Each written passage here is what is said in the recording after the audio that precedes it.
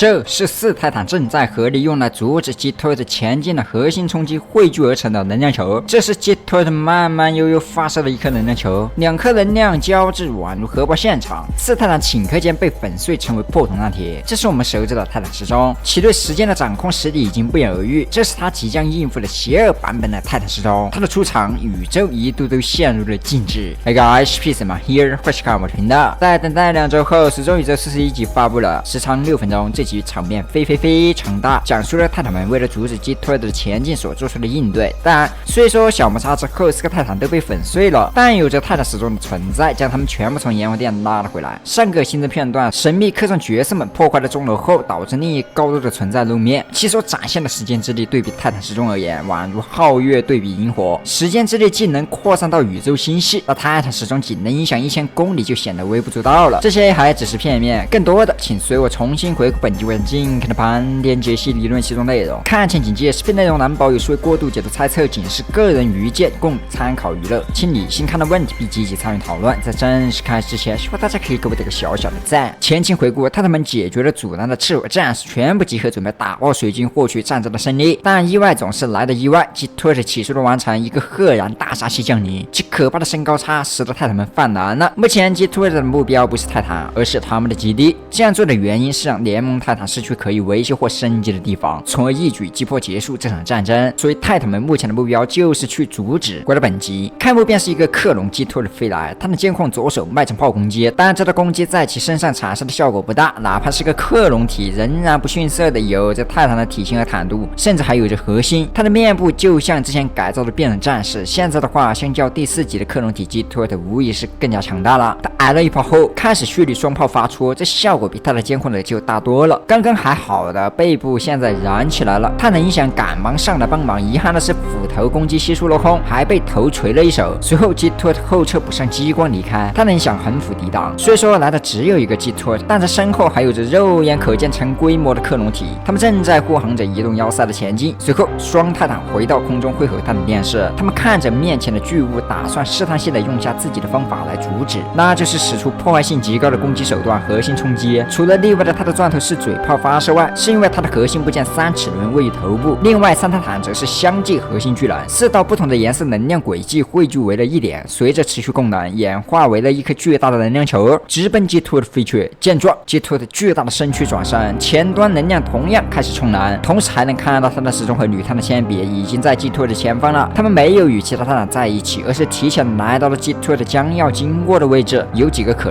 能是他要与铝碳的铅笔打配合，想办法先消除外部护航的克隆机，从而可以更好的接近主机。虽说体型是优势的体现，但过大的体型在行动方面多有不便，就像打败一个同样的人简单，但捏死一只苍蝇就得费些功夫。再凭借铝碳的铅笔出色的远攻和辅助，想必是可以起到一些效果的。可能2，他的时钟换着方位的观察 G-Turret 是在寻找弱点，从而使其停下来。从后面他的时钟的对话来看，他许是找到了答案，届时再说。此时他看着 G-Turret 的转身，循着方向望去，是4个泰坦正在蓄能，将要发起攻击。泰坦时钟顿时一惊 ，shit！ G-Turret 的方向将要对准，炮在膛上蓄势待发，一声钟声提醒，似乎是在表示对波不要站在左边 ，man！ 下一刻 ，G-Turret 首先发射了一颗巨大的能量球，紧接着4泰坦也将能量球推出，随着2个能量球越来越近，最终产生碰撞。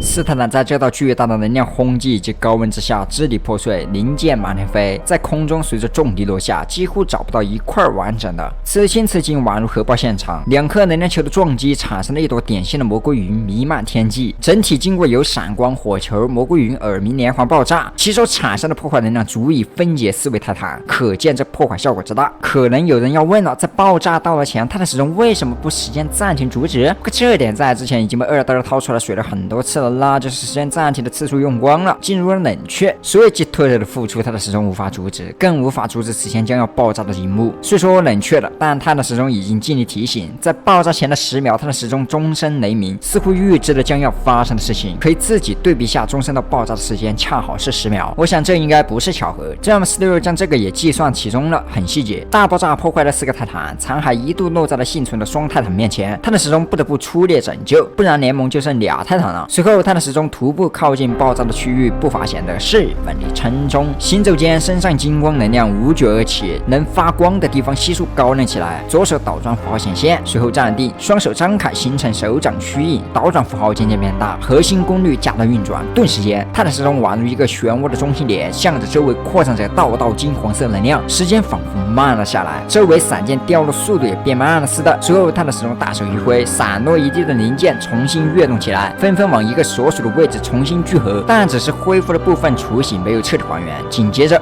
泰坦时钟奋力驱使核心能量扩散，金光一闪，斯泰坦恢复了。但泰坦时钟的状态不太好，刚刚响起了钟声。我想这是与第6集类似的过热提醒。好在这一回溯的操作算是完成了。此时的泰坦时钟核心位置因为过热的原因都发红了，也伴随着电流冲刺。能把现今版本的泰坦时钟弄成这样，也说明了先前的回溯并不像以前那样简单的单手就能完成。以前或是局部或是重铸，破损程度不大，这次是炸成渣渣了，需要先把碎片凑齐再拼接恢复，一次还是4个泰坦，难度不言而喻。好在泰坦时钟可以自行套瓦自产自销，单从一个回溯状态还是信手拈来。泰坦时钟恢复如初，随后他第一件事就是质问斯泰坦，老子是不是进水短路了？从泰坦时钟的对话中可以得知，斯泰坦这样做没有啥用处。如果就像先前这样冒难行事、盲目蛮干，那无疑是伤敌50自损1000。而正确的做法是想办法进到基特的这副巨大的躯壳内部，这才是一个理智而聪明的决定。我想先前泰坦时钟在观察中意识到了这一点，但4个泰坦先动手了，还没来得及考量。好在现在得以恢复了。面前的基特看起来灯光较少，像是炸坏了。其实不然，现在6泰坦所处的位置是在基特的后方，这一点可以从上集中对比来看是一样的。所以先前的爆炸对基特的影响不大，十分的坚硬。听到泰坦时钟的话有了主意后，泰坦电视愧疚低头。他们现在知道了应该做什么，于是纷纷跟上了基特的战车。不过先前泰坦时钟的对话似乎是喷麦了，好吧，这不重要，我们继续。正当泰坦时钟也打算和泰坦们一起时，突然脑中蒸汽盖子一顿，最后滴答滴答声音响起来。很显然，这应该不是监控人传递消息，要传递也应该传给泰坦监控的概率大些。其次是此前在中楼的监控人已经被驱离，所以不太可能。我想是泰坦时钟或是时钟所有人与钟楼存在某种联系。其实泰坦时钟曾用到过钟楼的配件。其二，在特辑中明确展示了钟楼与时钟人的关联。时钟下线后，钟楼的力量随之削弱，那么可能此刻钟楼彻底被摧毁，也就意味着时钟人与之的关联就断开了。所以泰坦时钟大搞不妙 ，Oh no！ 随后他左手掐诀符文炸线，他选择先离开5名队友，回到老家查看钟楼的情况。可半路一道绿色能量打断了施法，只见龙焰石中窜出个反泰坦，这太疯狂了！他上来剑指泰坦时钟，右手化为钻头，准备按下 F 完成处决，但不出意外，意外就出来了。反泰坦右手炸了，中断了他的 F， 趁势泰坦时钟右个拳送上，摆脱困境。是女泰的铅笔出手了，他将泰坦时钟拦在身后，并点头示意你先走，这里交给我。最后滴答滴答响起，加速符号出现，称地冲化为一道金光离开了。至此2比大战将要上演。点对比此前夺得了反泰坦的控制权，并明确投下了天外位置阵营，并从问答中得知他甚至一度试图说服他的父亲，此时前来干扰联盟泰坦应该不是继承原驾驶员小蜘蛛的意志，而是可能受到了阿尔法主人的号令，继续前来搅屎拱火。点对比隶属铅笔阵营，